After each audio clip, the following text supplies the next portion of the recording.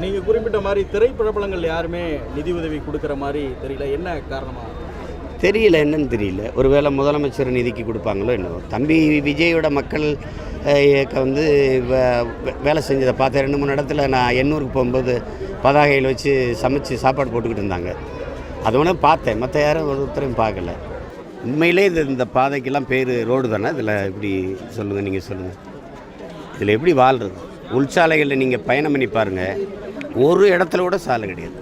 ஆனால் நாங்கள் அவ்வளவு இது பண்ணோம், இவ்வளோ பண்ணோம், பேர் தான் சிங்கார சென்னை அதெல்லாம் சொல்லுவாங்களே வெளியே. அப்படியா இருக்குது, சீரழிஞ்ச சென்னையாக இருக்குது. மக்களுக்குள்ளே வந்து வெளியில் சொல்ல முடியாத துயரமும் வேதனையுமே இருக்குது. நிறைய பேர் வந்து உங்களுக்கு எப்படின்னா தண்ணி வடிஞ்சிருச்சு அப்படின்னு சாதாரணமாக சொல்கிறாங்க. இந்த பள்ளிக்கரணை அந்த புளியந்தோப்புலாம் இன்னும் தண்ணி கிடக்கு. இப்போ நாளைக்கு அங்கே போகணும். நாங்கள் இன்னி வடிஞ்சிட்டால் மட்டும் இப்படி துயரம் வடியணும்ல. இப்போ தினம் வேலைக்கு போய் சாப்பிட்ற ஒரு குடும்பங்கள் தான் நம்ம இதில் அதிகம். உங்களுக்கு யாருங்க மேல்தட்டு மக்கள் வாழ்கிற இடங்களில் சாலை சரியாக இருக்குது, நீர் தேங்கலை. இந்த மாதிரி கல்லுக்குட்டை, செம்மஞ்சேரி, கண்ணகி நகர், பெரும்பாக்கம் இந்த பகுதியெல்லாம் நீங்கள் யோசிச்சு பாருங்கள். எல்லாம் இப்போ வேளச்சேரியெல்லாம் எவ்வளோ பெரிய என் வீட்டை சுற்றியே ஏகப்பட்ட தண்ணி. இப்போ வரைக்கும் நாங்கள் விசையந்திரம் வச்சு எடுத்து ஊற்றிக்கிட்டு இருக்கோம். எங்களால் என்ன முடியும், இவ்வளோ தான் செய்ய முடியும். மக்களுக்கு எதாவது அரிசி பருப்பு, எண்ணெய், மெழுகுவர்த்தி அல்லது அந்த கொசுவர்த்தி இதுதான் கொடுக்க முடியும். நம்ம ஒரு காய்கறி இது. ஆனால் இது முழுமையான தீர்வு, நிரந்தர தீர்வுங்கிறது அரசு தானே செய்யணும். அதுக்கு தான் அரசு எல்லாத்தையும் கூட்டிடுச்சு. மின் கட்டணத்தை உயர்த்திடுச்சு, அங்கே எரிவாயு விலை கூடிடுச்சு, பிறகு சொத்து வரின்னு போட்டு அதுவும் கூடிடுச்சு. இப்போ எப்படி அத்தியாவசிய பொருட்களின் விலையே ஏறிடுச்சு. இந்த சூழ்நிலையில் எப்படி இந்த மக்கள் வாழ்வாங்க சொல்லுங்கள்? எனக்கு தெரிஞ்சு 2015 நீங்கள் சிட்டி ஃபுல்லாக அது 40 நாள் வேலை செஞ்சேன். சமைச்சு சாப்பாடு போட்டோம், அவங்க சுத்தம் பண்ணேன் தெருக்களை எல்லாம்.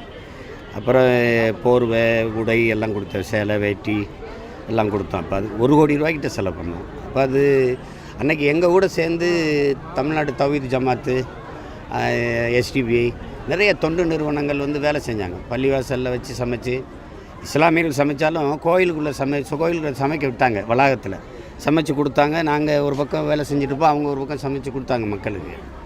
இப்போ இன்றைக்கி இந்த வாட்டி வந்து யாருமே வரலைங்கிறதுக்கு ஒரு துயரமாக தான் இருக்குது. அது ஏன் என்னன்னு தெரியல. இப்போ கூட தங்கேஸ்வரம்மா யாருமே வரலன்னா நீங்கள் தான் வந்தீங்க.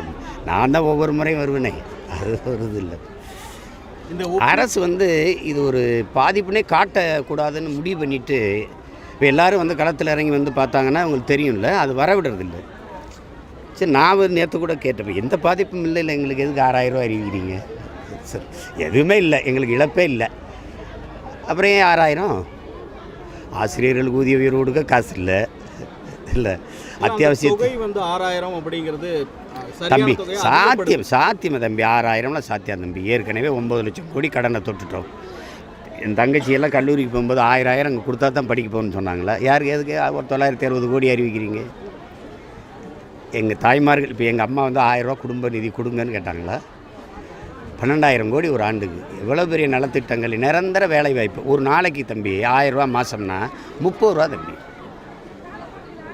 நம்ம அம்மாவே நிலத்தில் வேலை செய்கிறவங்களுக்கு ஒரு நாளைக்கு 500 ரூபா சம்பளம் கொடுக்குறாங்க.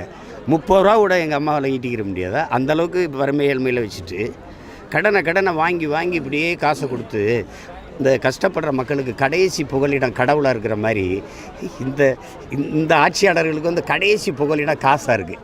உங்களுக்கு புரியுதுன்னு நினைக்கிறேன். காசை கொடுத்தா சரி பண்ணிடலாம். அப்போ இந்த நிவாரணம் அறிவிக்க எப்படி கொடுத்து முடிப்பீங்க நீங்கள் சொல்லுங்கள்? இப்போ தேர்தல் வர்றதுனால அதை அறிவிச்சிட்டிங்க. அறிவிப்பு எங்களுக்கு இனிக்குது.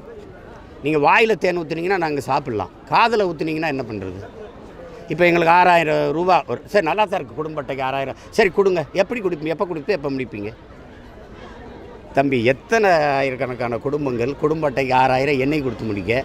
மகளிர் இந்த ஊக்கத்தொகைன்னு சொல்கிறீங்களே, அது கலைஞர் உரிமை தொகைன்னு அதை கொடுத்து முடிச்சிட்டீங்களா? 100 நாள் வேலை திட்டத்துக்கு சம்பளம் போட காசு இல்லைன்னு இருக்காங்க. உங்களுக்கு தெரியும், ரொம்ப நெருக்கினீங்கன்னா அவ்வளோனா நிதி இல்லை, எங்களுக்கு வலிமை இல்லை, வளமை இல்லைன்றீங்க. அதுதான் சென்ட்ரல் கவர்மெண்ட்டு பேரிடர் நிதி கேட்டிருக்காங்க. முதற்கட்டமாக 450 கோடி கொடுத்து அவங்க என்ன உடனே நமக்கு தரதுக்கு என்ன குஜராத்தா இல்லை பீகாரா, உத்தரப்பிரதேசமா, மத்திய பிரதேசமா, சத்தீஸ்கரா? யார் நம்ம? எங்களை இந்த நாட்டோட வச்சுருக்கிறதே எங்கள் வரிக்கு எங்கள் வளத்தை சுரண்டுறதுக்கு தான். எடுத்துட்டான்னா எங்களை ஒரு சுடுகாடு அளவு கூட மதிக்க மாட்டாங்க. என்னைக்கு மதிச்சிருக்காங்க சொல்லுங்கள் தம்பி. இதை விட பேரிடர் காலங்கள்லாம் கெஞ்சி பார்த்துட்டோம்ல. தானே புயல், ஓகி புயல், உங்களுக்கு தெரியும் எத்தனை இது அத்தனை ஆயிரக்கணக்கான தென்னை மரங்கள் சாஞ்சு குடும்பமே நடுத்தரவு நிற்கிற போது கூட ஒரு நமக்கு உதவி தேவையில்லை. கடலூரில் அவ்வளோ பெரிய வெள்ளச்சேதம் இருக்கும்போதும் கேட்டதுக்கு அந்த உரிய தொகையை தரமாட்டாங்க. எங்கே வாங்கிட சொல்லுங்கள். ஒரு நாள் முதல்வர் சொல்லிட்டு ஆமாம் நம்ம கேட்ட நிதியை கொடுத்துட்டாங்கன்னு சொல்லிட சொல்லுங்கள். நீங்கள் நேரடியாக களத்துக்கு போகிறீங்க. 2015, 23 இந்த 2 பேரிடர்களையும் ஒப்பிடும்போது எது பாதிப்பு அதிகமாக இருக்குது? ஏன்னா இதை பற்றி பேசுகிற ஊடகங்களை, பத்திரிகையாளர், நீங்கள் ஏன் ஒப்பிடுறீங்க? நீங்கள் எனக்கு ஒரு கண்ணு இல்லைன்னா அவனுக்கு 2 கண்ணு இல்லை, அதை பார்த்து சந்தோஷப்படுன்னு சொன்னால் எப்படி இருக்குது? இதையும் ஒப்பிடுறீங்க. அந்த காலகட்டத்தில் நடந்ததுக்கு அவங்க அனுபவிச்சாங்க, அவங்களும் தவறு செஞ்சாங்க. எனக்கு தெரிஞ்ச அந்த அம்மா பண்ணதில் என்னென்னா, பெருவாரியான மாநிலங்கள் இருந்து கர்நாடகா, ஆந்திரா, என் தெரிஞ்ச தம்பி மகேஷ் பாபுலாம் அங்கே தெலுங்கு நடிகர்கள்லாம் தெருவில் இறங்கி நிதி இந்த பொருள்களை வசூலித்து கொண்டு வந்தாங்க. கர்நாடகாவிலேருந்து வந்தது. அதை எங்ககிட்ட ஒப்படைங்க, நாங்கள் ஸ்டிக்கர் ஒட்டி கொடுப்போம்னா கோவத்தில் திருப்பி கொண்டு போயிட்டாங்க. உங்களுக்கு தெரியும்னு நினைக்கிறேன். இந்த அம்மா வாங்கி ஒரு குடோனில் நிறைய நிதி கொடுத்தாங்க. தாளாளர்கள் எல்லாம் வாங்கி அந்த அம்மா படத்தை போட்டு அது விநியோகமே பண்ணாமல் குப்பைக்கு போயிடுச்சு. அப்போல்லாம் கடும் கோவத்தில் இருந்து நாங்கள் கற்றுனோம். அவங்க அந்த செம்மஞ்சேரி அந்த ஏரியை உடச்சி விட்டது தான் பெரிய சேதத்தை உண்டு பண்ணிட்டுது. ராவில் மக்கள் இரவில் தூங்கிக்கிட்டு இருக்கும்போது திறந்து விட்டதில் தான் பல உயிர்கள் பரிதாபமாக கொண்டு போயிடுச்சு. 300க்கும் மேற்பட்ட உயிரிழப்பு சேர்ந்துருச்சு. இது அப்படி பார்க்க முடியாது. ஒவ்வொரு காலகட்டத்திலையும் நீங்கள் அந்த இதுக்கு இது பரவாயில்ல அப்படின்னா இந்த சின்ன கொடை பெரிய கொடை சின்ன கொடை அதை விட ஒரு பெரிய கொடை போட்டு விடுன்னு சொல்லிட்டு இருக்க முடியாது. இந்த காலத்தில் நீங்கள் உங்கள் ஆட்சியில் நடந்திருக்கு இந்த இடம் இருக்குது என்னென்னு அதுதான் நீங்கள் பேசணும். இந்த பெருவெள்ள பாதிப்புகளை வெளியில் சொல்கிற ஊடகவியலாளர்களை RS பாரதி மகன் அவர்கள்லாம் மிரட்டுறது, அவரை வாழவே விடக்கூடாது. நானும் தான் அதை சொல்கிறேன். உங்களை ஆளவே விட்டுருக்கக்கூடாது.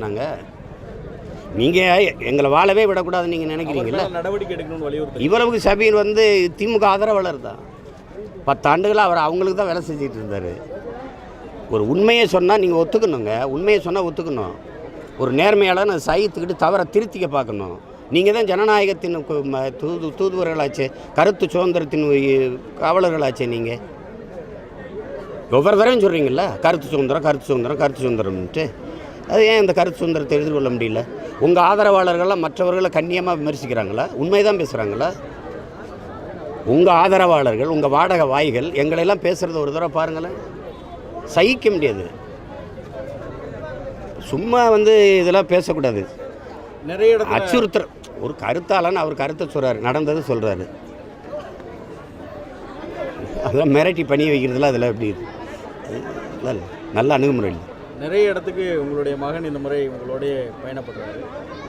அவருக்கு தெரியணும்ல வறுமைனா என்ன, கஷ்டம்னா என்ன, மக்கள் எவ்வளோ துயருறாங்க அப்படின்னு ஒரு சமூக பொறுப்புணர்வு வரணும்னு தான் கூடவே கூட்டிகிட்டு போகிறது.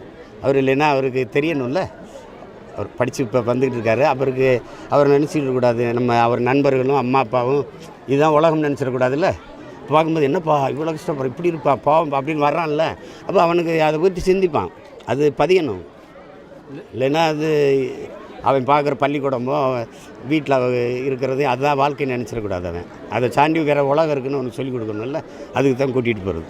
நேற்று பத்திரிகையாளர் சந்திப்பில் குறிப்பிடும் போது சுப்பிரமணியத்தோட நேரடி விவாதம் செய்ய அண்ணன் தான் கூப்பிட்டாரு. நான் எங்கே கூப்பிட்டேன்? அவர் தான் ஐயா எடப்பாடி பழனிசாமி என்னையும் கூப்பிட்டாரு. அப்படிங்கும்போது என்னமோ நாங்கள் எதுவும் தப்பு பண்ண மாதிரி நடந்ததுன்னு சொல்கிறோம். அதில் என்ன வாங்க விவாதிப்போம் அப்படின்னா சரி விவாதிப்போம். அண்ணனும் 5 வருஷம் இருந்திருக்காங்க, ஐயா ஸ்டாலின் ஐயாவும் 5 வருஷம் இருக்காங்க. 10 ஆண்டு காலத்தில் நீ ஒரு மனச்சான்று சொல்லு. 10 ஆண்டு காலத்தில் இந்த சென்னையை எப்படி செதுக்கியிருக்கலான்னு மட்டும் சொல்லுங்கள். பணம் ஒதுக்குனீங்களா இல்லையா? ஒதுக்குனீங்க. அதை வச்சு என்ன பண்ணீங்க? ஒரு நிரந்தர தீர்மானத்துக்கு, ஒரு தீர்வுக்கு ஒரு கட்டமைப்பை கொண்டு வந்திருக்கலாம்ல தம்பி. ஒரு தடவை கட்டமைச்சா குறைஞ்சது ஒரு அரை நூற்றாண்டு காலமாவது இருக்கும்ல. இதில் என்ன பெரிய சிக்கல்னா அவங்களுக்கு அந்த கொற்றலை யார் இருக்குல்ல, இது ஒரு களிமுகம் இருக்குல்ல, முகத்துவாரம் இருக்குல்ல, இங்கே இருந்த தண்ணியெல்லாம் ஓடி போய் அந்த ஆற்று வழியே போய் கடலில் சேர்கிற இடத்துல அதானி மதில் சுவர் கட்டி தடுத்துட்டாரு.